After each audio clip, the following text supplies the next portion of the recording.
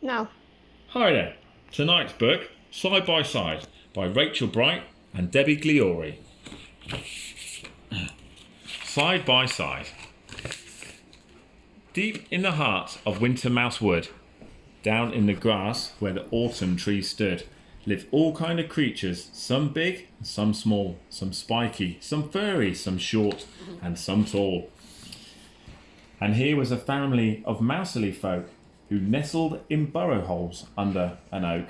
And the tiniest, weeniest, youngest of those, who had sticky out ears and a whiskily nose, was named Little Mouseling. She had a huge heart. She loved times together, not ever apart. But being so small, she was sometimes left out. When her brothers and sisters went up and about, she would scurry and skip as quick as she could, but they scattered so fast across Winter Mouse Wood. "Wait for me," she would sing. "Don't run, oh, don't hide. Is there nobody here who will stay by my side?" Well, in Winter Mouse Wood, you don't have to wait long for one or another to answer your song. "I'll stay by your side, be a friend when you need," came the voice of Toad Flip, who was down in the reeds. "We could bounce up and down and do back floppy jumps, then plop in the water to cool down our rumps." "How lovely," she said, for she longed to dive in. "I do like to bounce, but this mouseling can't swim." From high in the branches a voice echoed down. "Well, I'll be your friend," bellowed Big Squirrel Brown. "We can pick up a picnic of hazelnut pie, go up side by side till we're touching the sky." "You're too kind," tinkled Mouseling. "We'd have such a nice time, and I do like nut pie, but I'm too scared to climb." Owl Hooty, she wanted to soar through the sky, but as everyone knows, of course mouselings can't fly. Batty Fangs, he wanted to stay up till dawn, but even the thought of it made Mouseling yawn. She stared at the sky with her eyes big and wide. Would she ever find one who would stay by her side?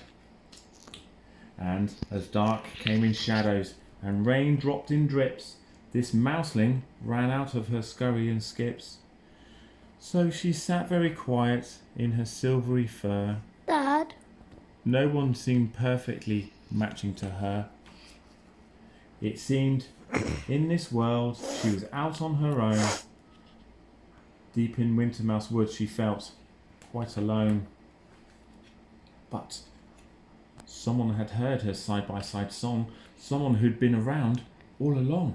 He popped up his head from a very small hole, a tiny weenimus little black vole. He was awfully quiet and terribly shy, but he couldn't hear mousely tears and stand by. He peeped. "I'll be your friend," and he gave her a wink. "Shall we dance ourselves happy? What do you think? We could make up some songs," he said, stroking his chin. "Perhaps all of the wood would want to join in." Oh, this was her other. They'd make a great pair. If only she'd noticed he'd always been there. And now they had met, there was so much to do. They could do all the things you can do as a two. They could seesaw, play catch, and sit back to back. They could hide in their den and go halves on a snack. They could sit and hold paws until daylight was gone. Yes, two little tails are much better than one. They were peas in a pod, they were birds of a feather. They were always best friends, whatever the weather. Two wonderful ones had found her forever, and forever is great when you spend it together. And now, side by side, they heard the same tune, so they sung to the stars and they danced to the moon. Yes, deep in the heart of Winter Mouse Wood, a friend by your side makes life twice as good. So that was Side by Side, and tomorrow night we're going to read Corin's favourite, Love You Who by Rachel Bright. Please like, share and subscribe. Thank you very much.